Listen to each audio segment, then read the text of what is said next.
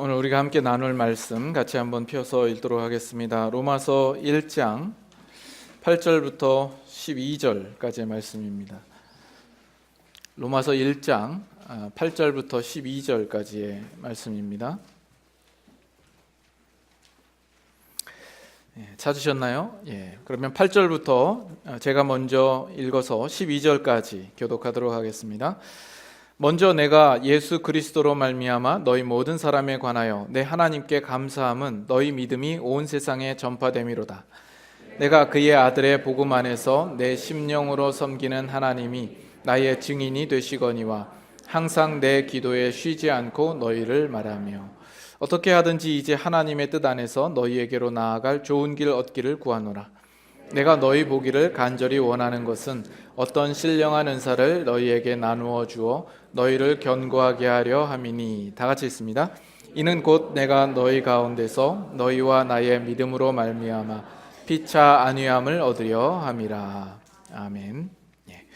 제가 잠깐 기도합니다. 하나님, 이 아침에 저희들 주님 앞에 나와 주님을 경배하며 예배하며 또 이 시간은 하나님께서 우리에게 허락하여 주신 말씀을 귀담아 듣기를 소망합니다.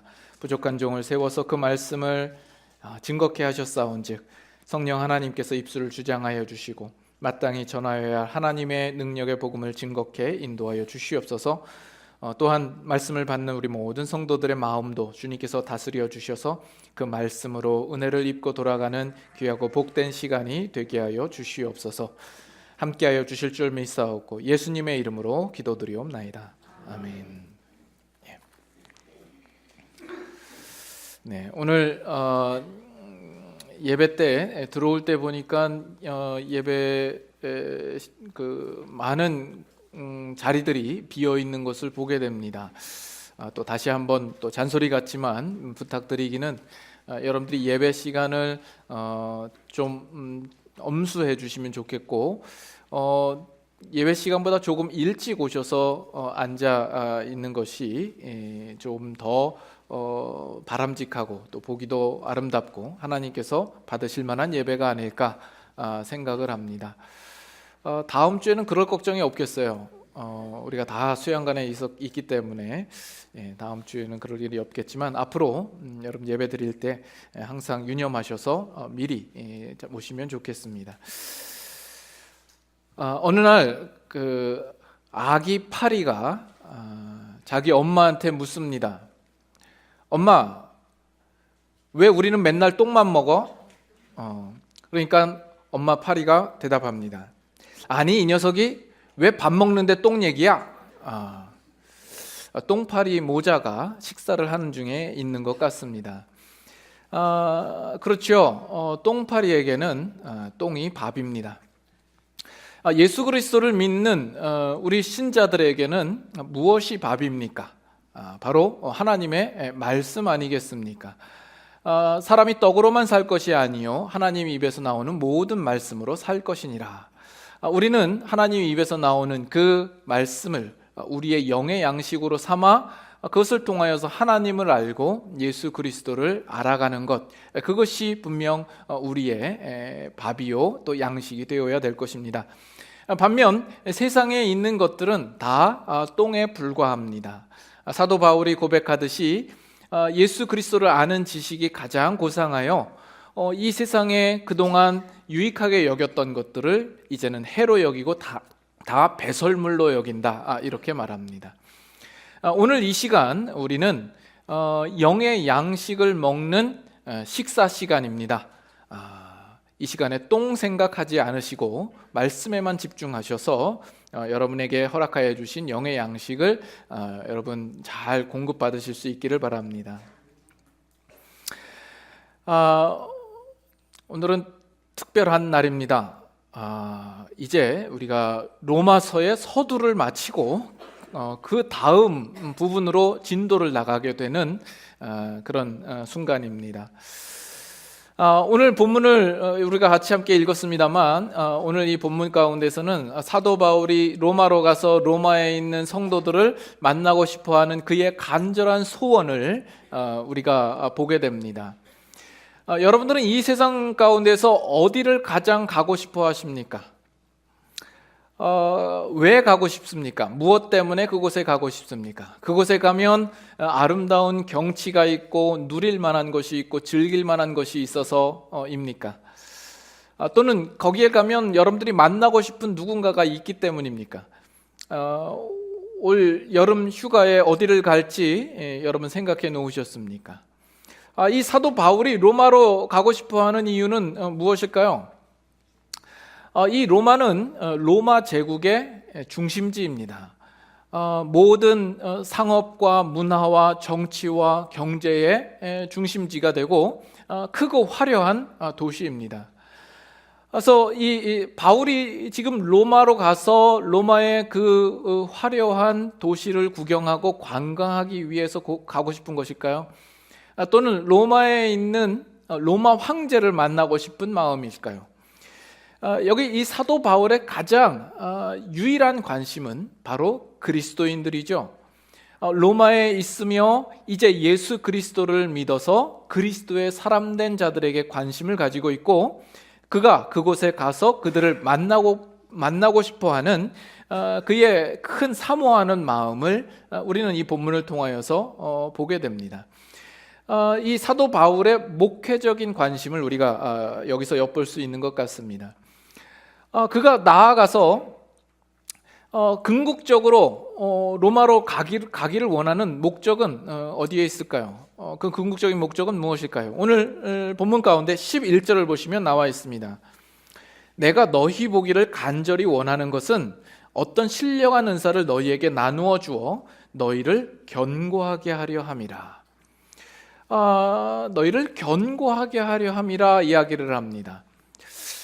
이 로마에 있는 이 성도들은 믿음이 약했던 것일까요? 그러나 볼 때 그들의 믿음이 결코 나쁘지는 않았던 것 같습니다. 오히려 믿음이 좋았던 것 같습니다. 8절에 보시면 이렇게 이야기를 합니다. 너희 모든 사람에 관하여 내 하나님께 감사함은 너희 믿음이 온 세상에 전파됨이라. 그래서 이 로마에 있는 성도들의 믿음이 온 세상에 전파될 정도로 그들의 믿음은 참 좋은 것 같아 보입니다.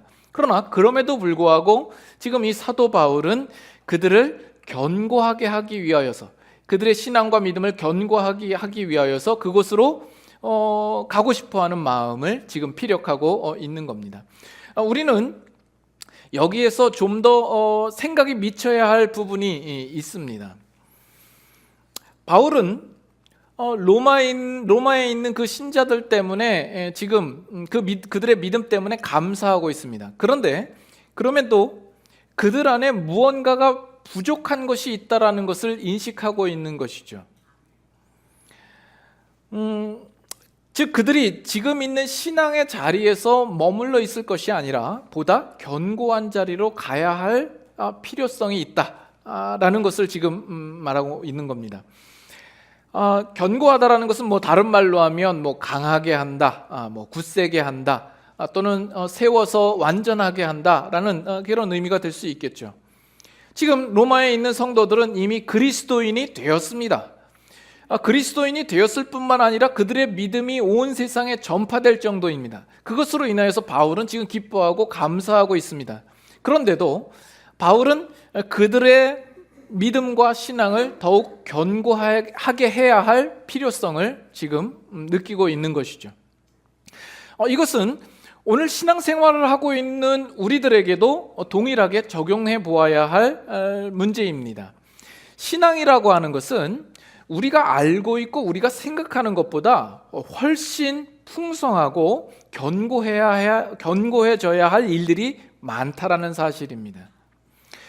기독교의 신앙을 내가 이제 예수 그리스도를 믿었고 구원을 얻었으며 지금 죽어도 이제 천국에 간다라는 식으로 이해하고 있는 것은 상당히 초보적인 신앙에 불과합니다.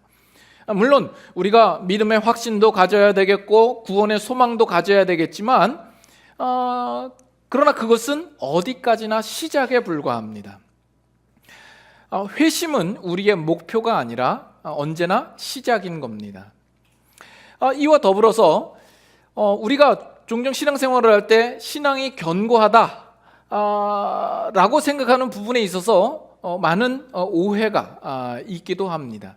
우리는 보통 믿음이 좋다 그러면 어떤 사람을 가리켜서 이야기를 합니까? 기도도 많이 하고 성경도 많이 읽고 나가서 전도도 많이 하고 봉사도 많이 하는 사람을 가리켜서 우리는 믿음이 좋다라고 생각하기 쉽습니다.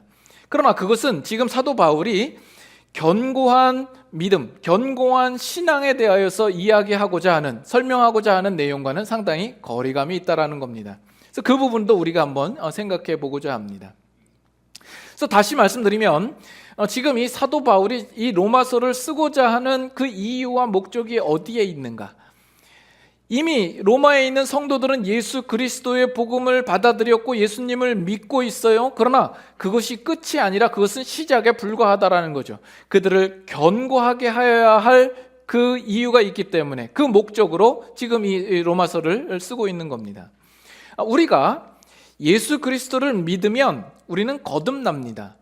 그러면 우리가 예수 그리스도를 믿고 거듭나면 우리는 그때부터 갓난아이로 출생하게 되는 것이죠. 이제 막 태어나는 것이요, 이제 새롭게 시작하는 것이요, 이제 처음 눈을 뜨게 된 것입니다. 그러면 그 이후로는 우리가 어떻게 앉으며 어떻게 일어나며 또 어떻게 말하는지, 또 무엇을 먹어야 할지, 어떻게 행동해야 할지 끊임없이 가르침을 받고 배우고 훈련되어져야 하는 것입니다. 근데 우리가 진지하게 생각해 보아야 할 문제는 바로 이 부분입니다. 오늘날 신앙생활을 하고 있는 현대의 많은 신자들은 이 부분에 대하여서 소홀하고 간과하고 놓치고 있는 경우들이 많더라는 것입니다. 우리가 예수 그리스도를 믿고 회심한 그것으로 우리는 이미 뭔가 다 이루어 놓은 듯한 생각으로 신앙생활을 하고 있는 것이죠. 그래서 그 이상의 진전이 없고 언제나 그 자리에 머물러 있는 상태로 우리는 신앙생활을 하기 일쑤다라는 겁니다. 여러분들이 예수 그리스도를 믿으면 그때부터 여러분들은 사탄 마귀의 특별한 공격 대상이 되고 관심의 대상이 됩니다. 언제나 예수 믿는 우리들을 대적하고 공격하는 원수 대적 마귀가 있습니다. 그 마귀는 허구적인 존재가 아니라 실제적인 존재입니다. 여러분들이 이제 예수 그리스도를 분명하게 확신 있게 믿었다라고 해서 더 이상 사탄이 우리를 시험하지도 않고 괴롭히지도 않을 것이라는 그런 기대는 있을 수가 없습니다. 오히려 예수 그리스도를 믿음으로 말미암아 사탄은 끊임없이 여러분들 앞에다가 시험거리를 두고 난관을 두고 걸림돌을 두고 장애물을 두어서 여러분들을 걸려 넘어지게 할 것이며 하나님과 여러분의 관계를 이간질하고 하나님을 향한 그 믿음을 저버리게 하고 하나님과 불화하게 하고 여러분들로 죄를 짓게 하고 그 죄를 짓되 더욱 뻔뻔스럽게 죄를 짓도록 유혹하고 시험하는 일들이 끊임없이 있는 겁니다. 여러분 신앙생활을 하면서 많이 보셨겠지만 이민교회, 많은 이민교회의 문제들을 보시지 않습니까? 그 가운데에서 갈등이 있고 시험이 있고 문제가 발생하여서 그 교회들마다 싸우기도 하고 갈등을 일으키기도 하고 거기서 넘어지기도 하고 갈라지기도 하고 교회가 깨지는 일들을 여러분들 많이 보지 않습니까? 그 이유가 바로 여기 있는 우리 지금 다루고 있는 이 문제와 결코 연관이 없지 않습니다. 이 교회라고 하는 것은 분명히 예수님을 믿는 신자들이 모여 있는 곳 아닙니까? 그러나 그 신자들이 신앙생활을 하면서 그 과정 속에 자람이 없고 성장이 없고 견고하게 되어지는 일들이 없어서 언제나 그 신앙이 어리석고 어리숙한 상태에 머물러 있으므로 사탄이 와서 언제든지 조금만 시험을 걸고 갈등을 주면 그 가운데에서 폭발하고 싸움을 일으키고 교회가 분란이 일어나게 되는 겁니다. 그러나 그것은 비단 오늘날 현대 교회에서만 나타나는 문제가 아니요, 성경에 보면 초대교회 가운데에서도 있는 문제요, 심지어는 사도 바울이 직접 세운 교회 가운데에서도 그러한 문제는 언제나 나타나고 있었다라는 거예요. 그래서 사도 바울은 그 신앙을 견고하게 하는 문제가 얼마나 중요한가 하는 것을 누구보다 잘 인식하고 있는 사람이었던 겁니다. 그래서 사도 바울은 그의 서신서를 보면 그리스도인들에게, 성도들에게 편지를 쓰면서 이 부분에 대하여서 성도들을 권면하기도 하고 질책하며 책망하는 내용을 담기도 하는 겁니다. 고린도전서 3장으로 한번 가보죠.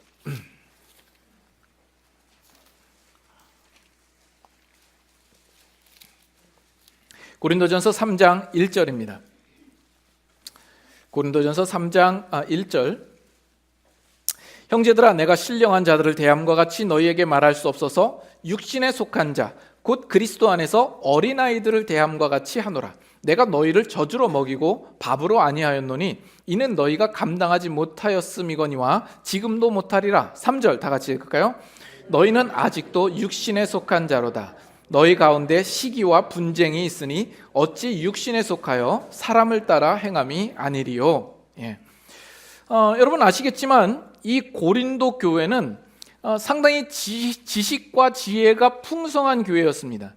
그리고 은사장이 이 고린도전서에 있듯이 그 교회는 여러 가지 다양하고 풍성한 은사들이 나타났던 교회입니다.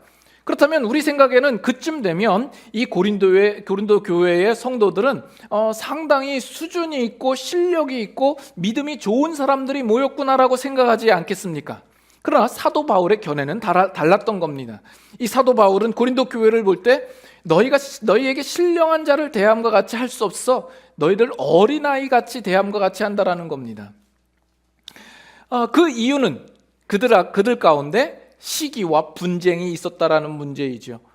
그들이 사람을 따라 행하며 또 육신에 속한 자처럼 행하기에 너희는 어린아이다, 왜 잘하지 않냐라는 이런 책망이 그 내용 가운데 들어있는 겁니다. 히브리서도 한번 볼까요? 히브리서 5장입니다. 좀 뒤로 가셔서 히브리서 5장 신약성경 357페이지. 구약성경이라고 해도 믿을 분들이 계셨을지도 모르겠습니다. 히브리서 5장 12절부터 한번 볼까요? 히브리서 5장 12절. 제가 읽겠습니다. 때가 오래되었으므로 너희가 마땅히 선생이 되었을 터인데 너희가 다시 하나님의 말씀의 초보에 대하여 누구에게서 가르침을 받아야 할 처지이니 단단한 음식은 못 먹고 젖이나 먹어야 할 자가 되었도다. 이는 젖을 먹는 자마다 어린아이니 의의 말씀을 경험하지 못한 자요. 14절 같이 있죠. 단단한 음식을 장사한 자의 것이니 그들은 지각을 사용함으로 연단을 받아 선악을 분별하는 자들이니라. 여기도 마찬가지죠. 너희가 때가 오래되었으므로, 이미 예수 그리스도를 믿고 신자가 된 지 오래되었으므로 마땅히 선생이 되어 있어야 할 시기인데 너희가 아직 초보 단계에 있어서 누구에게나 가르침을 받아야 될 처지에 놓여 있구나. 그래서 단단한 음식을 먹지 못하고 젖을 먹어야 할 처지이니 젖을 먹는 자는 어린아이다라는 이야기를 합니다. 이 히브리서의 수신자는 누구인가? 우리가 금요일마다 히브리서를 나누고 있기 때문에 금요 예배 오시는 분들은 여러 차례 들으셨습니다. 히브리서의 이 수신자는 유대인 그리스도인들입니다. 원래는 유대인들이었지만 예수 그리스도의 복음을 받고 이제 그리스도로 개종한 사람들입니다. 한껏 기대에 부풀어서 예수님을 믿기로 했지만 예수님을 믿고 나니까 그들의 기대와는 너무나 다른 거죠. 예수님을 믿고 난 다음부터 많은 시련이 있고 고난이 있고 사회적으로 소외받고 외면받고 사회적으로 핍박받는 위치에 있게 된 겁니다. 그러자 그들의 신앙에 대하여서 회의를 느끼게 되는 거죠. 예수를 믿어서 하나도 좋은 것이 없어 보이는 겁니다. 그래서 이 예수님을 믿기를 다시금 포기하고 다시 유대교로 환원할까, 이런 고민을 하고 있는 중에 있는 겁니다. 그 가운데 히브리서 저자가 그들에게 편지를 쓰고 있는 것이죠. 너희가 예수 그리스도를 믿었지만 너희가 아직 자라지 않고 성숙되지 않고 여전히 초보에 머물러 있구나. 지금쯤이면 선생이 되었어야 할 터인데 너희가 지금도 단단한 음식을 먹지 못하고 젖을 먹는 어린아이구나 라는 이야기를 지금 하고 있는 겁니다. 여러분들이 부모로서 자녀를 키워 보셨겠지만 어린 아이를 볼 때 그 아이가 뭐 놀든지 무엇을 하든지 그 부모는 그 아이에게 닥칠 여러 가지 위험성들에 대하여서 언제나 생각하는 법입니다. 그래서 어린아이가 어떤 일들을 반복하는 일을 보면서 이러다가 제가 다치겠다, 이러다가 떨어지겠다, 이러다가 넘어지겠다, 자칫 잘못하다가 저 뜨거운 불에 데이겠다, 이렇게 생각하는 것이죠. 그 어린아이는 자기에게 닥쳐올 위험성을 전혀 알지 못합니다. 그러나 그 부모는 아는 것이죠. 마치 지금 사도 바울이 이 로마서 성도들을 향하여서 마치 부모된 심정으로 그 어린아이를 바라보듯이 그들에게 닥칠 위험성을 그는 알고 있어서 너희를 이제부터는 더욱 견고하게, 너희의 믿음을 신앙을 견고하게 하여야 할 그 이유를 지금 보고 있는 것이죠. 그래서 너희에게 더욱 가기를 소망하고, 그리고 지금 로마서를 쓰는 이유도 바로 거기에 있다라는 이야기를 지금 하는 겁니다.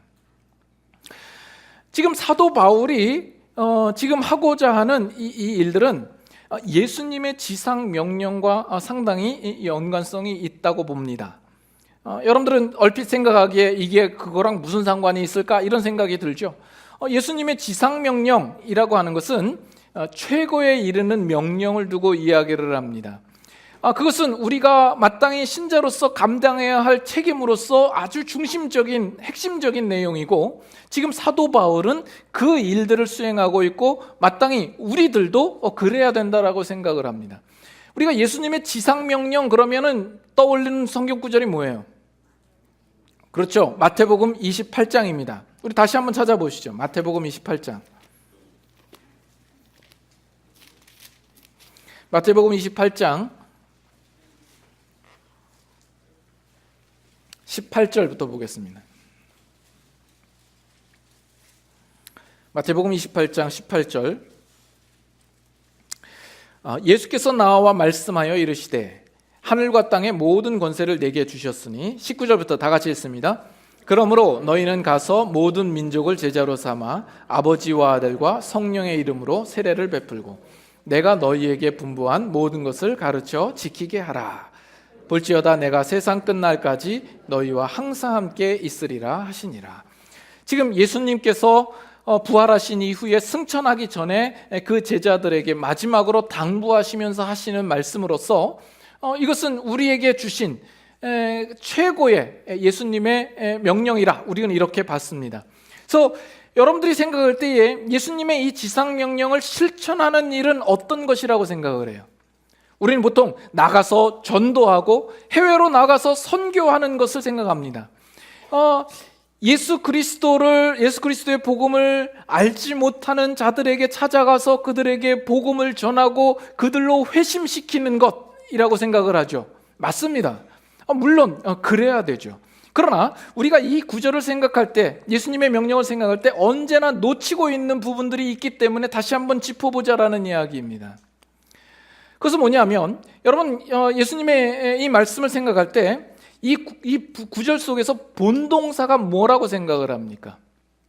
여기 보면 여러 가지 동사가 나와요. 가서 제자 삼고 세례를 베풀고 모든 것을 가르치고 지키게 하라 했을 때에 여기서 가장 중요한 한 문장을 이루는 가장 중요한 동사는, 주된 동사는 뭐라고 생각을 하십니까? 우리 한국 성경에는 잘 나타나지 않지만 이제 헬라어 성경을 보면 그 본동사는 두 개입니다. 가라와 제자를 삼으라인 겁니다. Go and make disciples.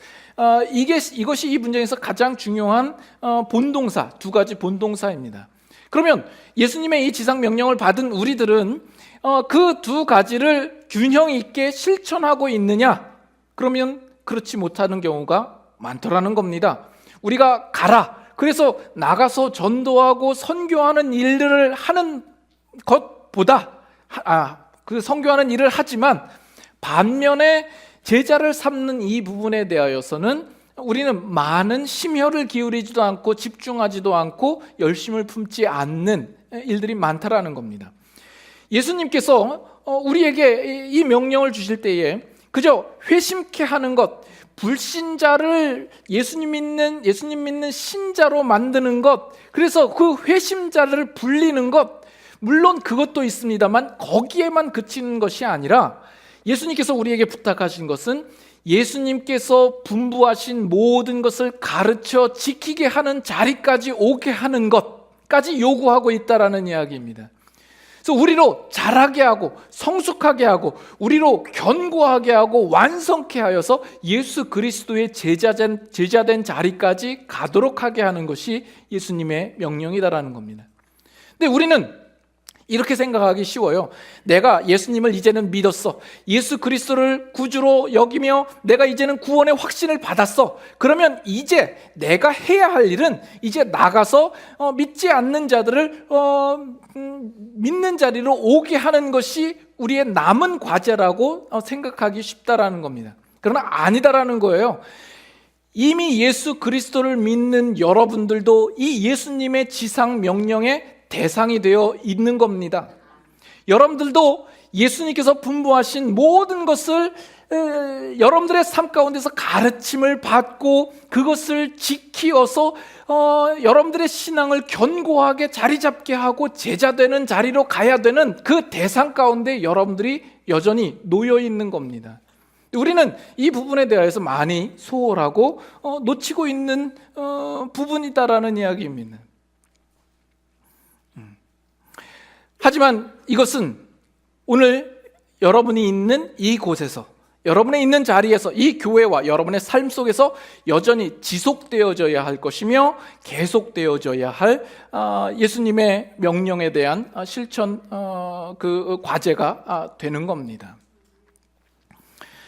그렇기 때문에 우리는 선교에 대하여서도 좀 마인드를 새롭게 하고 선교에 대한 이해도 조금 달리 가져야 되지 않을까라고 생각합니다. 우리가 이제 올해도 벨리즈 단기 선교를 가고 벌써 6년째 우리가 지속해서 계속 가고 있습니다. 그래서 이제 종종 이제 우리 몇몇 분들이 이제 제 그런 제안을 해요. 이제 벨리즈도 했으니까 이제 다른 선교지도 좀 우리가 알아보는 것이 어떻겠는가. 저는 그 부분에 대해서 열려 있고 정말 하나님께서 기회를 주시고 우리가 할 만한 상황이 된다면 우리가 마땅히 그것도 해야 되리라고 생각을 합니다. 그러나 그 부분에 대해서 저는 상당히 좀 진지하게 고민을 합니다. 왜냐하면 우리가 지금 벨리즈를 섬기는 일들도 어떤 면에서는 벅차기도 하고 또 해야 할 일들이 그 안에서 많기 때문에 그래요. 우리가 벨리즈를 찾아가서 거기에서 복음을 선포하고 우리의 마련한 프로그램을 거기서 행하고 우리의 준비된 것들을 나눠주는 것, 그래서 거기에 있는 사람들과 이제 얼굴도 서로 익숙하게 되어지는 것으로 우리의 선교가 끝나는 것이 아니기 때문에 그렇습니다. 제가 심지어는 좀 혐오한다라고 표현을 하기도 하는데요. 제가 가장 경계하는 선교 방식이 돈과 물질과 어떤 재정으로 하는 선교입니다. 물론 그 마음을 다하여서 선교를 위하여서 바치는 그 마음은 정말 귀하고 하나님께서도 귀하게 받으실 것이고, 또 선교지에도 그 주어지는 물질로 인해서, 후원하는 물질로 인해서 분명히 유익이 있고 분명히 그 물질이 아름답게 쓰여질 것입니다.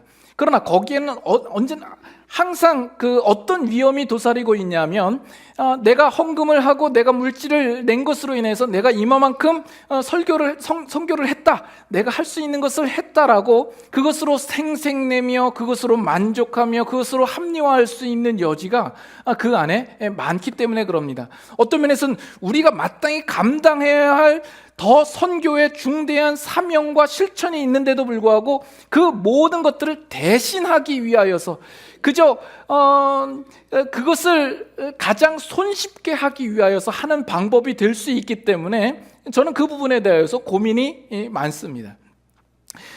예전에 그렇게 오래되지 않았습니다. 한국에서 선교에 대한 아주 큰 붐이 일어났었습니다. 너도 나도 선교를 하려고 하죠.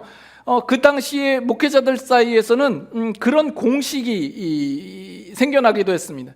선교를 많이 하는 교회는 부흥하고 성장한다. 그래서 선교가 교회를 성장하고 부흥시키게 하는 하나의 수단이 되고 방법이 되기도 했습니다. 그래서 저마다 선교를 하려고 하죠.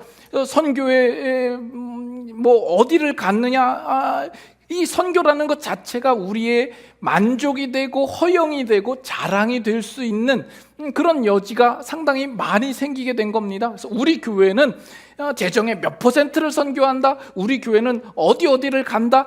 이것이 우리의 어떤 선교를 한다라는 우리의 만족스러운 마음을 갖기 위한 어떤 방편이 되기도 했던 겁니다. 이런 부분들에 대해서 우리가 정말 고민을 해보지 않을 수가 없습니다. 제가 바라는 선교, 또 우리 교회의 선교 전략, 지금까지는 여러분들에게 그런 이야기를 하지 않았습니다만, 우리 교회가 바라는 선교 전략은 그저 한 번 방문하고 마는 것, 그냥 치고 빠지는 것, 그저 여러 군데를 벌려놓고 실속 없이 왔다 가는 선교는 저는 하고 싶은 마음이 없는 겁니다. 단기 선교는 말 그대로 단기간 내에 하는 선교이죠. 그래서 우리가 그 단기간에 가서 방문도 하고 물자를 나눠주기도 하고 또 준비한 VBS나 프로그램을 하기도 하고 복음을 선포합니다. 그러나 그것으로 정말 그치게 되면 그것은 정말 단기 선교에 불과합니다. 그러나 제 소망은 이 단기 선교도 장기간 지속적으로 하게 되면 그것도 장기 선교가 될 수 있다라고 저는 생각하는 겁니다. 그래서 우리가 이 선교를 통해서 매년마다 가는 벨리 선교이지만 이 선교를 통하여서 정말 그곳에 있는 교회와 그곳에 함께하는 모든 성도들을 좀 더 견고하게 하고 그들을 정말 예수님의 우리에게 주신 명령을 따라 그들을 좀 더 세우고 그들이 점차 제자다운 모습으로 자라가게 하는 데에 우리는 포커스를 두어야 되지 않을까 하는 겁니다. 그래서 이번에 우리가 벨리즈 선교도 가지만 우리의 마음이 지금 사도 바울이 로마에 가서 이미 그리스도인 된 자들을 견고하게 하는 것처럼 우리도 가서 그곳에 있는 성도와 교회들을 견고하게 하고자 하는 그 목적으로 나아갔으면 좋겠고, 그를 통하여서 선교를 가는 사람이나 또 선교에 함께 동참한 우리 모든 교회가 또한 함께 견고하게 되어지는 그런 계기가 되어지기를 바라는 겁니다. 그렇기 위해서는 우리가 이 선교를 흥분된 마음으로나 충동으로 해서는 안 됩니다. 한 번 가서 이번에 끝장내겠다라는 마음으로 가는 것이 아니라 우리가 좀 더 냉정해야 되고 좀 더 진지해야 되고 심사숙고해서 우리가 가는 이것은 장차 우리가 해야 할 일들의 하나의 단계를 밟아간다라는 그 마음으로 우리가 임해야 할 것입니다. 그래서 지금 사도 바울이 로마서 성도들을 향하여서 그들의 신앙과 믿음을 견고하게 하기 위한 이 목적을 품는 것은 바로 예수님께서 우리들에게 말씀하신 이 지상 명령을 지금 온전히 수행하고자 하는 같은 일관성 속에서 그 일들을 진행하고 있다라는 겁니다. 그 성도들이 예수 그리스도를 믿고 회심한 것에 그치는 것이 아니라 그들을 견고하게 하여 결국 마침내는 그들로 하여금 예수 그리스도의 제자된 자리로 가게 하고자 하는 목적이 있었다라는 거죠. 잘 듣고 있습니까? 네, 1부 때도 느꼈지만 석가탄신이 가까우면 설교가 잘 안 먹혀요. 그래서 참 어렵습니다. 그래서 여러분들이 긴장하셔야 돼요. 깨어서 들으셔야 돼요. 네. 그래서 우리가 지난주에도 그런 이야기를 했어요. 은혜와 평강에 대해서 이야기를 했죠. 그래서 우리의 신자된 근거가 무엇이냐에 대해서 말씀을 했고, 구원의 문제에 대하여서 여러분들과 함께 나누었습니다. 그래서 우리가 초점을 두고 바라보아야 할 것은 우리가 어떻게 구원을 얻었냐가 초점이 아니라 하나님이 우리를 어떻게 구원하셨느냐에 초점이 있다라고 말씀을 드렸어요. 그래서 우리가 어떤 선택을 하고 어떤 결정을 했느냐의 문제가 아니라 하나님께서 우리를 구원하신 것, 그래서 우리는 언제나 구원을 이야기할 때는 하나님의 은혜와 사랑과 자비, 이런 단어들을 우리가 생각할 수밖에 없는 것이 되는 겁니다. 근데 오늘 로마서 1장에 보면 사도 바울이 이야기를 하면서 내 하나님께 감사함은 너희의 믿음이 온 세상에 전파됨이라 이렇게 얘기를 해요. 이 사도 바울의 감사라는 것은 어떤 것일까요? 우리는 우리 자녀들에게 종종 그런 이야기를 합니다. 야, 참 건강한 모습으로 잘 자라줘서 고맙다. 말썽 피우지 않고 이렇게 곱게 자라줘서 고맙다. 그러듯이 지금 사도 바울이 이 로마에 있는 성도들을 보면서 야, 너희들이 예수 그리스도를 믿다니 참 고맙다. 너희가 어떻게 하다가 이렇게 예수 그리스도를 믿게 되었니? 너희들 참 용하고 참 기특하다. 이런 식으로 사도 바울의 감사를 이야기하는 것이 아니라 사도 바울이 지금 말하고 있는 그 감사는 하나님께서 너희에게 구원을 허락하여 주신 것으로 인하여서 감사하다라는 겁니다.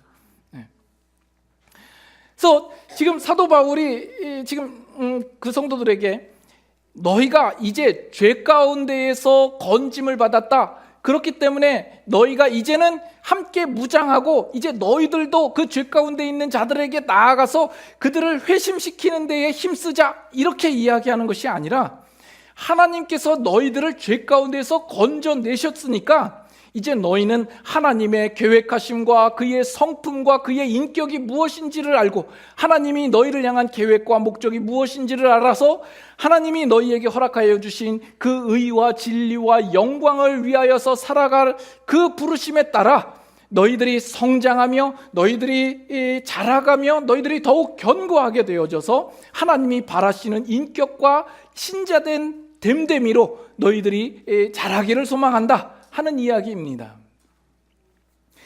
우리의 신앙의 깊이가 어디에 있습니까? 우리의 신앙의 견고함이라는 것은 무엇입니까? 그것은 우리가 기도를 얼마나 많이 하느냐, 성경을 얼마나 많이 읽느냐, 얼마나 전도를 많이 하고 얼마나 봉사를 많이 하느냐에 있지 않습니다.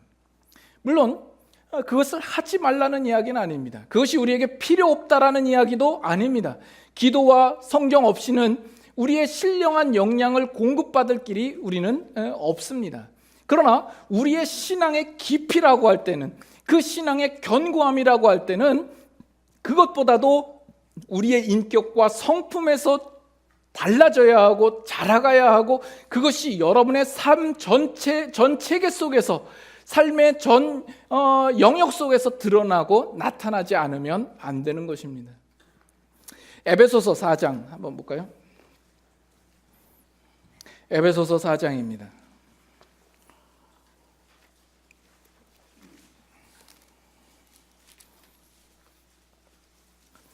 에베소서 4장 13절부터 16절까지 한번 같이 교독하도록 하겠습니다. 에베소서 4장 13절부터입니다. 우리가 다 하나님의 아들을 믿는 것과 아는 일에 하나가 되어 온전한 사람을 이루어 그리스도의 장성한 분량이 충만한 데까지 이르리니 이는 우리가 이제부터 어린아이가 되지 아니하여 사람의 속임수와 간사한 유혹에 빠져 온갖 교훈의 풍조에 밀려 요동하지 않게 하려 함이라.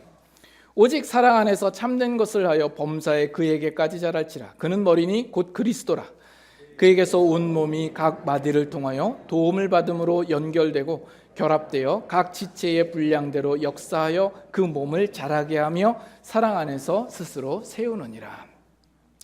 사도 바울이 여기서도 이야기하는 것이 뭐예요? 너희들이 어린아이에 머물지 말고 그리스도를 머리 삼아서 너희가 자라야 된다라는 거죠. 하나님의 아들을 믿는 것과 아는 일에 하나가 되어서 그리스도의 장성한 분량에 충만한 데까지 자라가야 된다 이야기를 합니다. 우리가 하나님을 아는 것, 또 예수 그리스도를 아는 것, 이것은 우리의 신앙의 골자입니다. 아주 신앙의 아주 핵심이라고 할 수 있습니다. 그러나 이 안다라고 하는 것은 그렇게 가볍고 간단한 문제가 아닌 것이죠. 안다라는 것이 뭡니까? 우리가 물론 신앙 안에서 지식적으로 알아가야 하는 것이 필요합니다. 종종 신앙생활을 하시는 분들 가운데서는 우리가 지식으로 알아가는 것은 마치 신앙이 아닌 것처럼 치부하시는 분들이 종종 있습니다. 그러나 우리가 아는 것은 상당히 중요하고, 어떤 경우에는 아는 것과 모르는 것 사이에 상당히 그 차이가 있습니다.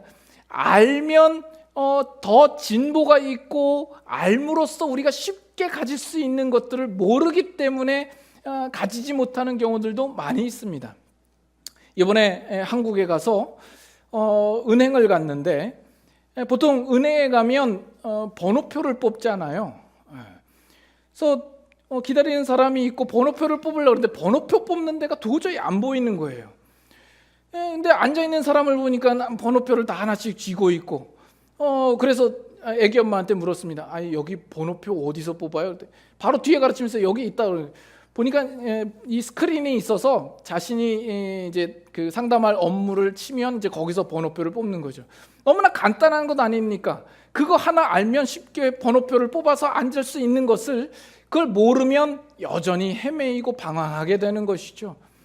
요즘에는 참 수도꼭지도 디자인이 참 가지각색이에요. 그래서 뭐 다른 집에 가거나 뭐 다른 나라에 가면 수도꼭지를 보면서 처음에는 이 어떻게 틀어야 되는지 모를 경우가 있어요. 이렇게도 해보고 저렇게도 물이 안 나와요. 근데 그 어떻게 하는지 방법을 알려주면 그건 너무나도 간단하지 않습니까? 그 간단한 한 가지를 몰라서 자신이 그 받을 그 물을 얻지 못하는 것, 얼마나 손해입니까? 우리가 어떤 어두운 건물에 들어갈 때에 그 어두운 건물에서 우리는 아무것도 할 수 없습니다. 스위치가 어디 있는지를 모르면 불을 켤 수가 없죠. 그러나 그 스위치 아는 것을 우리가 알면 금방 스위치를 켜고 그 안에서 우리가 할 수 있는 일들을 하게 됩니다. 우리의 신앙에 있어서도 그 지식이 있음으로 말미암아 우리의 신앙의 유익을 누릴 수 있는 것들이 상당히 많이 있습니다. 단지 알지 못하기 때문에 못하는 것이 많이 있을 수 있다는 겁니다. 그래서 우리가 신앙도 지식으로 많이 알아가야 할 부분들이 있습니다. 그러나 또한 그것을 지식으로 개념으로만 아는 것이 아니라 우리가 실제로 체험하고 경험해서 아는 것과는 또 천지 차이죠. 그것에 대하여서 우리가 감격하며 감탄하며 그 부분에 대하여서 놀라운 가치를 깨달아 아는 것과는 분명히 차이가 있습니다. 그렇게 알아야 하죠.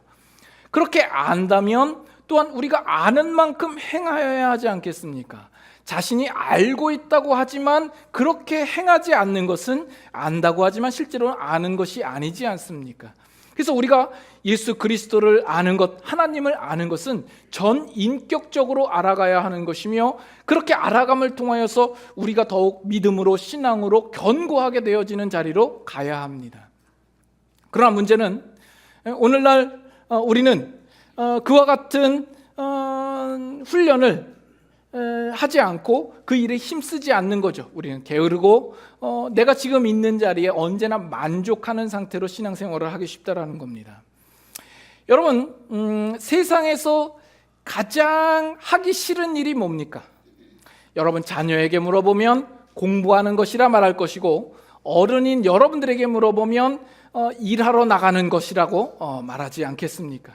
반면 여러분들이 가장 하고 싶은 것은 뭡니까? 농땡이 치는 거죠. 게으름 떠는 것이고 탱자탱자 노는 것이고 쉬는 것일 겁니다. 그러나 훌륭해지는 것은 무엇을 의미합니까? 훌륭해진다라는 것은 내가 지금 하고 싶은 것을 참고 절제하며 내가 해야 되는 것들에 대하여서 하는 지혜와 의지력을 가지는 것이 훌륭한 것이 아니겠습니까? 다 큰 어른이 다 커서도 회사 가기 싫다고 땡땡이 치고 꾀병 부리면서 나가지 않는 법은 없습니다. 그 회사를 그만둘 생각을 가지지 않고서야 그런 일을 할 사람은 없습니다. 근데 우리 신앙도, 이 성경도 동일하게 우리의 신앙의 문제를 두고 그렇게 요구를 하고 있습니다. 그런데 우리는 그 요구에 부응하지 않는 것이죠. 우리는 지금도 여전히 놀고 싶죠. 내 마음대로 살고 싶은 마음 뿐입니다. 성경의 요구에 대하여서 우리가 더욱 훌륭해지고 견고해지며 성장하기 위하여서 행하여야 할 우리의 훈련과 노력의 문제에 대하여서는 우리가 간과하고 있는 경우들이 많다라는 겁니다. 여기 사도 바울이 견고하게 한다라는 이 표현을 가장 잘 풀어 설명한 구절이 있다면 바로 저는 여기라고 생각을 합니다. 바로 에베소서 한 장 앞으로 가시면 에베소서 3장 14절 제가 읽겠습니다. 3장 14절. 이러므로 내가 하늘과 땅에 있는 각 족속에게 이름을 주신 아버지 앞에 무릎을 꿇고 비노니. 16절부터는 같이 교독하도록 하죠. 그의 영광의 풍성함을 따라 그의 성령으로 말미암아 너희 속사람을 능력으로 강건하게 하시오며 믿음으로 말미암아 그리스도께서 너희 마음에 계시게 하시옵고 너희가 사랑 가운데서 뿌리가 박히고 터가 굳어져서 능히 모든 성도와 함께 지식에 넘치는 그리스도의 사랑을 알고 그 너비와 길이와 높이와 깊이가 어떠함을 깨달아. 다 같이 하나님의 모든 충만하신 것으로 너희에게 충만하게 하시기를 구하노라.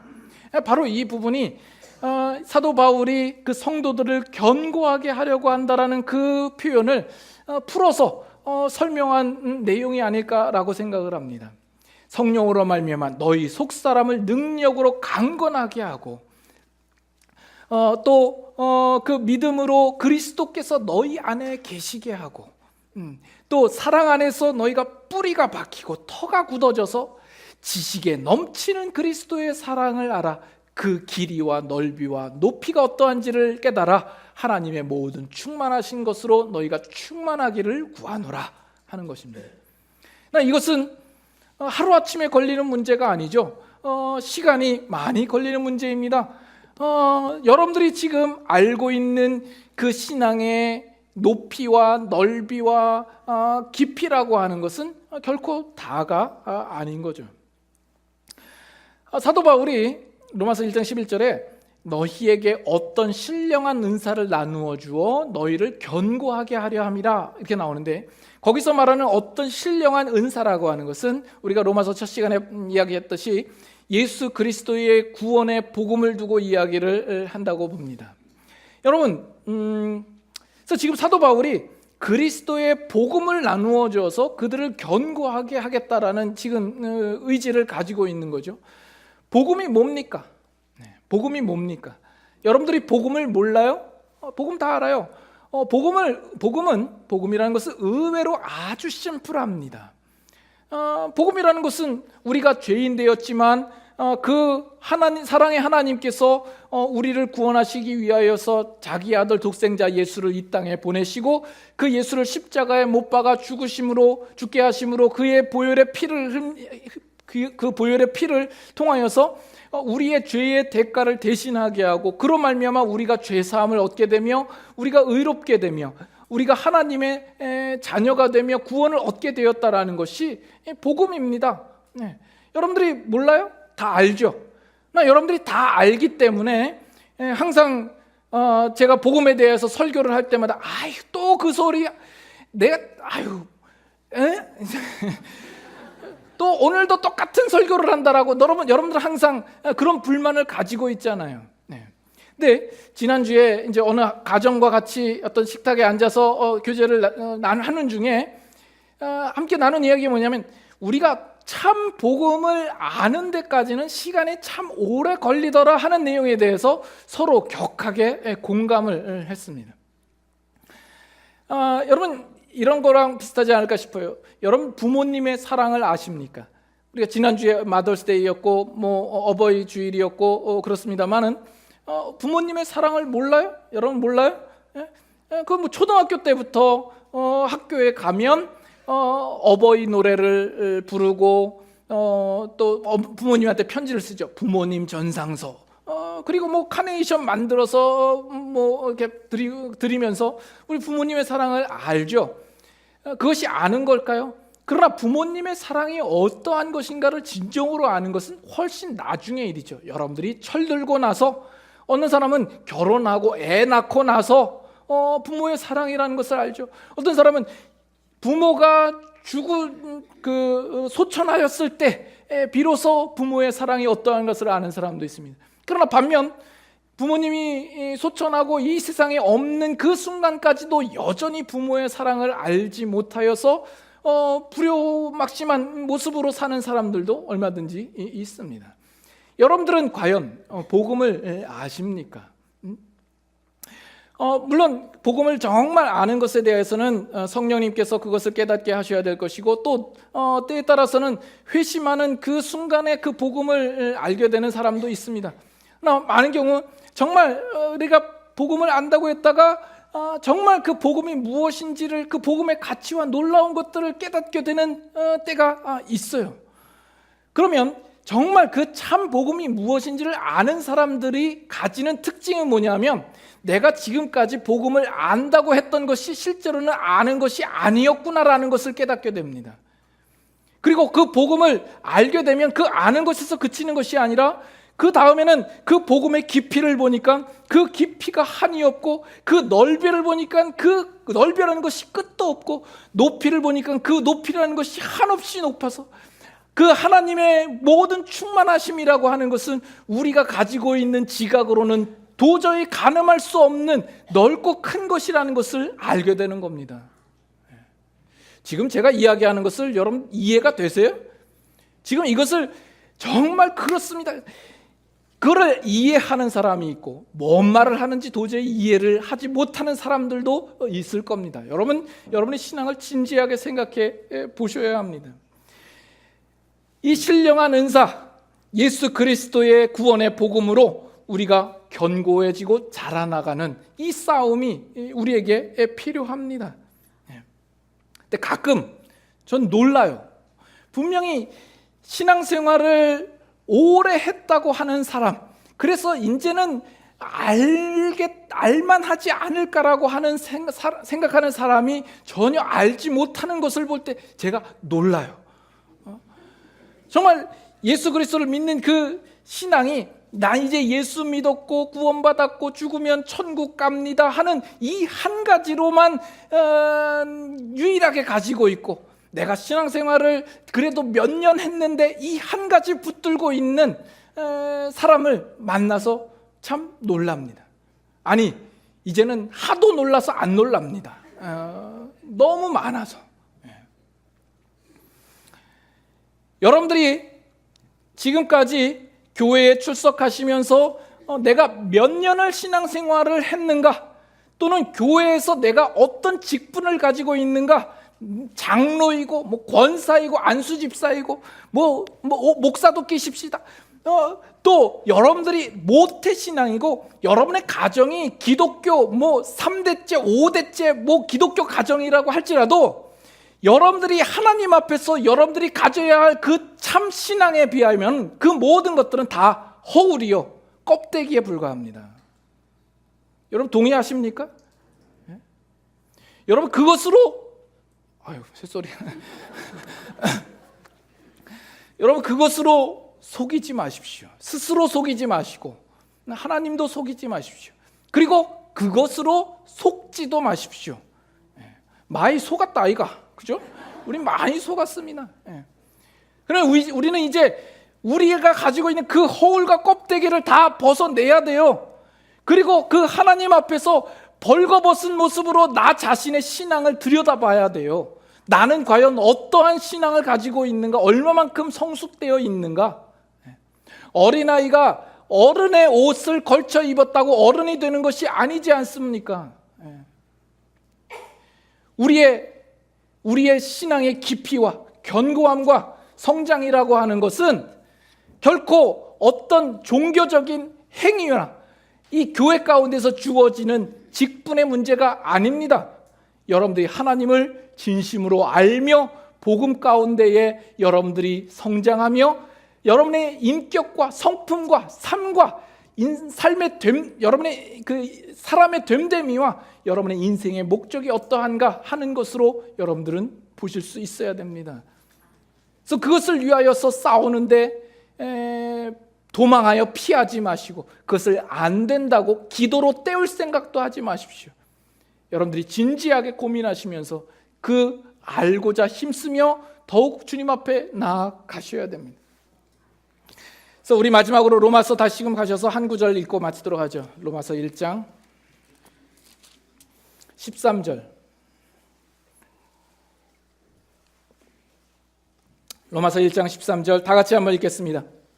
형제들아, 내가 여러 번 너희에게 가고자 한 것을 너희가 모르기를 원하지 아니하노니 이는 너희 중에서도 다른 이방인 중에서와 같이 열매를 맺게 하려 함이로되 지금까지 길이 막혔도다.